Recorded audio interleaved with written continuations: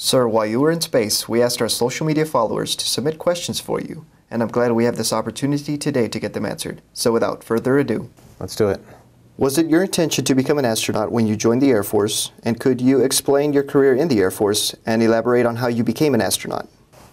Well, you know, ever since I was a little kid, I've wanted to be an astronaut, and I knew one of the paths to that was to be a pilot and a test pilot, and so I went into the Air Force to be an Air Force officer, and I wanted to fly. But in the back of my mind, I always thought, man, it would be cool to be an astronaut. I'm sure I can't because that's a crazy dream and no one actually gets to be an astronaut. But I always did the requirements that I needed. I got a technical degree from the Air Force Academy and ended up being an F-16 pilot. And so I kind of checked all the boxes along the way, never really thinking I would get there. But eventually it ended up working out. So I ended up flying F-16s at a lot of bases in the Air Force. Finally as a test pilot at Edwards Air Force Base, which is where I ended up getting picked by NASA to be an astronaut. While you were on the space station, you completed 3 spacewalks totaling 19 hours and 2 minutes. Is that correct? I guess so. I never added them up, but yeah, sounds about right. Can you describe your experience during the spacewalks, and could you explain what work was done during them? Sure. You know, to describe a spacewalk is tough. I've had a chance to do a lot of stuff in my life, flown a lot of airplanes and done a lot of things, and I've never done anything like spacewalking. There's something about being outside in outer space that's kind of crazy, and it was really cool. About 1% of the spacewalk was, wow, this is really neat. Look at Earth and stuff, and 99% of the spacewalk was, we got work to do. What's the next task? I mean, they were super busy, very busy spacewalks, a lot of work done, and we basically were rewiring the space station to get ready for the next crewed vehicles, American vehicles that are going to be launching here in the next few years, and also some of the cargo vehicles that are going to be launching. So we're doing a reconfiguration of the space station, getting ready for future visiting vehicles. For a majority of your time up there, you had a fellow brother in arms, Navy Captain Barry Wilmore, or Astro Butch as we know him on Twitter. Could you describe the camaraderie between you two aboard the space station?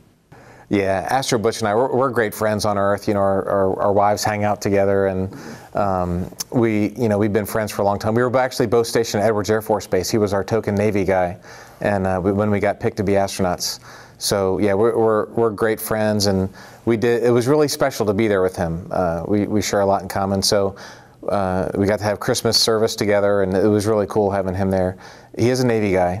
But we got along very well. Had some good-natured ribbing, and he would tell flying on the aircraft carrier stories that were probably only about 10% true, and so we had a lot of fun in space together.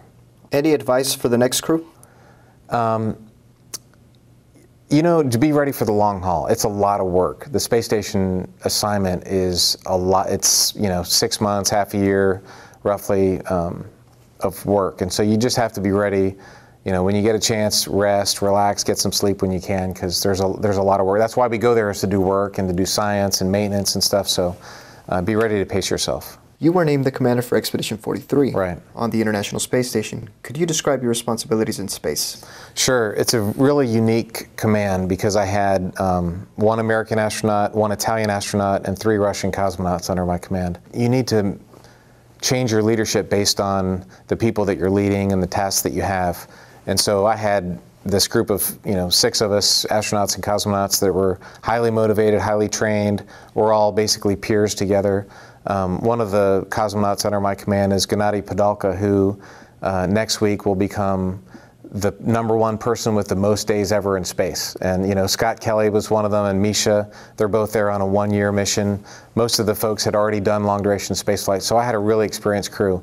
These guys, you just let them go. They all had good ideas. We would get together and go, hey, what do we need to change? What do we need to do? It was a very collaborative type of command, much different than being, say, a Marine second lieutenant with a platoon of brand new 18-year-old guys right out of high school. It's a very different leadership style.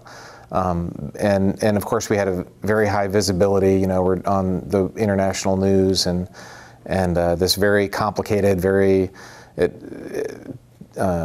dangerous environment of outer space. So it was really a unique command. It was definitely an honor and something I'll never forget. Many of the images you shot from the cupola, which you were actually primarily responsible for outfitting back in 2010, have made headlines around the world. such as the images of Typhoon Maisak. Yes, that was amazing. What was the most amazing thing you saw from space? People ask me this, I just can't answer that question. I love sunrises and sunsets, and by the end of the mission, Samantha said, hadn't you taken enough pictures of sunrises yet? Because I was in there taking pictures. The very last picture I took was of this sunrise, and I could just never get enough. And none of those pictures ever could quite capture what it's like to be there in person. That typhoon that you mentioned was incredible. We saw a lot of typhoons and cyclones and hurricanes over the 6 months, but the eye of that thing was humongous, and we had this one pass that just happened to go directly over. We're looking down in this giant, bucket of hurricane eye. That was really incredible. Auroras are amazing. The camera makes them look brighter and greener than the eye does, but seeing them with the eye is amazing because you see this, it looks like a ghost out there, and you can actually see it moving and dancing with your eye in real time. That a still picture doesn't capture that motion. And there's so many things. I could go on for an hour talking about what I saw. You are an Air Force Academy grad. That's right. One of our followers would like to know if you have any advice for freshman cadets during their first year in the Academy. You know what? It's a great place to be from, is kind of the joke I have about the Air Force Academy. The Air Force Academy goes by so fast. When you're a freshman, it seems like forever that it's going to end. I remember I just couldn't believe how slow my freshman year and my sophomore year went. And then the junior year, it was pretty fun. And by the time I was a senior, I spent a semester in France, and all of a sudden it was over. And when I look back on it now, 4 years seems like nothing. I mean, the more distance you get from it, the more you'll realize just how quickly, and the more you'll realize what an amazingly great education that is. Because not only academically, you learn so many you learn all the basic sciences, all the engineerings, you get a history, English, foreign language. It's a very broad education, which is great, but they have leadership, athletics. It's just, I think it's the best possible undergraduate experience you could have. And they keep you disciplined, and I needed those rules, and had I gone to normal college, I wouldn't have succeeded as much as I did, so I needed some of the discipline too. So for the freshmen out there, it's going to be over soon. You take advantage of all the programs that you can, and they can make it harder, but they can't make it longer. PT, it's an important part of our Air Force. How does one stay in shape on the International Space Station? I just got back from a couple hours of rehab and a VO2 max test. So we have 3 basic machines that we use, and it's one of the most important things we do in space. There's a ARED, which is a weightlifting machine. It uses cylinders with vacuum to generate the force, and you can do squats and deadlift and bench press and a lot of different exercises on that. We have a treadmill that you basically wear a football shoulder pad with bungees that hold you down, and that provides your weight, and you can run on a treadmill. It requires a little bit of coordination, and after a few times you get used to it. And then we have a bike. It doesn't have a chair or anything. It's just like 2 pedals that you pedal free floating in space. It's kind of cool. That takes a little bit of getting used to, but so between those 2 aerobic, the bike and the treadmill, and the anaerobic ARED, we come back in pretty good shape. I just got my VO2 max score, and it was within a few percent of when I left. We come back in amazingly good shape after being in space for 200 days. What goes through your mind when you strap yourself onto the top of a rocket? It's pretty amazing feeling. I remember walking out to the space shuttle, looking up, seeing this giant rocket, smoke billowing out of it, and the Soyuz was the same thing. It's basically you're strapping yourself to the top of an ICBM, and it's a pretty cool feeling. I got to say, there's nothing like the ride of a rocket going into space or coming back from space. I love flying jets. There's so many cool things I've had an opportunity to do, but there's nothing like a rocket ride. Definitely. Describe the landing. So the space shuttle landing is very different than a Soyuz. I'll talk about my Soyuz landing that I just had. It's a capsule, and so the G level's a little bit higher. We got over 4 Gs coming back, which, having been in 0 G for 200 days, it was a definitely eye-opening experience. When the parachute comes out, the capsule just rocks and rolls for about 20 or 25 seconds, which seems like an eternity. I mean, you were spinning around. It was really cool. We all really were enjoying it. And then a few minutes later, the chute kind of moved. The capsule moves underneath the chute, and it's more spinning around. And then right before that, the Soyuz splits into 3 parts, and so there's just some banging. It sounds like a shotgun going off right outside the door, right outside the window, as the modules all separate. And then when you land, the landing itself is like a car crash. I mean, it's like just a huge bang. You're hitting the ground going really fast.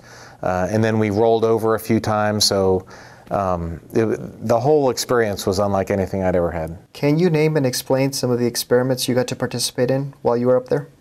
Well, I think we did maybe 200. I mean, the space station is a scientific laboratory, so I certainly did lots of different science. That one was NSO, I think, is a Japanese plant experiment. They're looking at ways to make plants grow more, longer and work better in space. I did some experiments with vaccinations, trying to get better vaccinations for a couple different pretty serious Salmonella, E. coli type of diseases on Earth. We did some material science experiments, some combustion experiments, trying to improve the efficiency of combustion engines, which you can imagine if we can improve it 0.1%, that would be a humongous gain here on Earth. Basically every discipline of science, biology, physics, chemistry, astronomy, a lot of human physiology, we were doing some type of experiment in that way. We did some work with some commercial drug companies to improve muscle atrophy and bone atrophy drugs. So there was lots of different stuff going on. One of the coolest ones is one that we didn't have a lot of interaction with personally, but there's a giant particle detector out on the outside of the space station. On my spacewalk, I was on it, and it's looking for anti-helium and different particles coming in from other galaxies, and to try and figure out what the universe is made out of. And so that was really a cool experiment. How do you keep in contact with your loved ones from space? Yeah, so NASA provides great support to us, and I know the military members that are out there sacrifice a lot more than we do. And there was a telephone that was available sometimes. It's IP phone, so it's kind of like telephone through the internet. And again, when we had the right comm coverage with our TDRS satellites, we could make a phone call, and then you get cut off in the middle of it. You know, sometimes it'd be a few minutes, sometimes it'd last 20 or 30 minutes. We had email, and then NASA would try and set us up maybe once a week with like a Skype type of video conference with the family. So we were able to stay in touch very well with home, and no complaints there. How has your outlook on life changed? You know, my outlook on life hasn't changed. I certainly appreciate things, you know, like rain, or I remember we were in Scotland, one of our stops for gas on the way home, and I said, hey, there's a bird. I could hear a bird, you know, for the first time, a real bird. We heard like sounds of birds, you know, on MP3, but it was just really cool to hear sounds like that, or the sound of rain, the taste of fresh tomatoes. I remember exactly what I was eating on the airplane on the way home. Those fruits and vegetables were awesome. So it's more just appreciating what you have, and what may be a pain on Earth, you think rain, now I'm kind of like, that's so cool, rain. You know, I haven't had it for 200 days. Sir, I believe we are out of time. Thank you for taking time to chat with us. Thank you for your service. It has truly been my pleasure. From the NASA Johnson Space Center, I'm Air Force Staff Sergeant Antonio Gonzalez. Thanks for watching. Aim high.